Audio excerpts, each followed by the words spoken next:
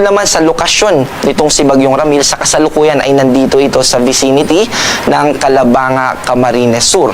At kaninang 4:10 PM kahapon ng 4:10 PM ay naglandfall ito sa Sorsogon, kaya binaybay niya yung kalupaan dito sa Bicol Region, at sa mga susunod na oras ay nakikita natin na manunumbalik ito dito sa Katubigan.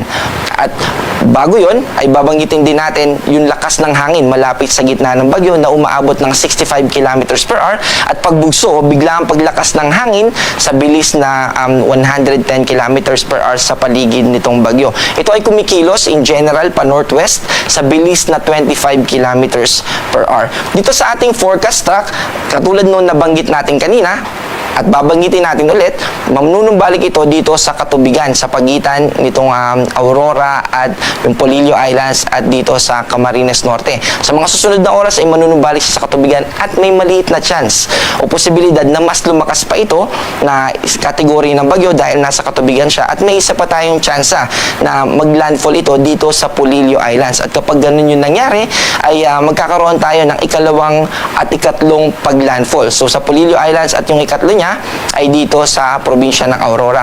Kung hindi naman siya maglandfall dito sa Polillo Islands, ay magkakaroon lang tayo ng ikalawang landfall.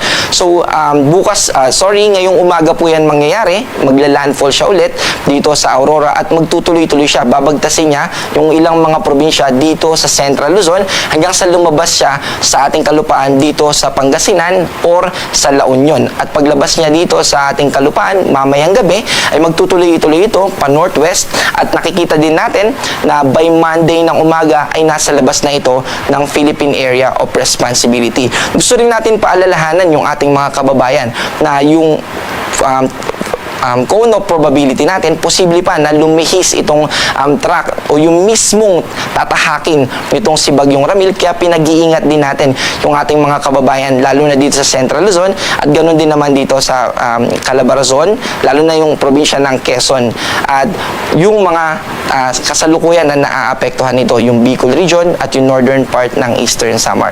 Ganoon din yung Calabarzon at ilang bahagi ng Mimaropa, kasama na yung Marinduque.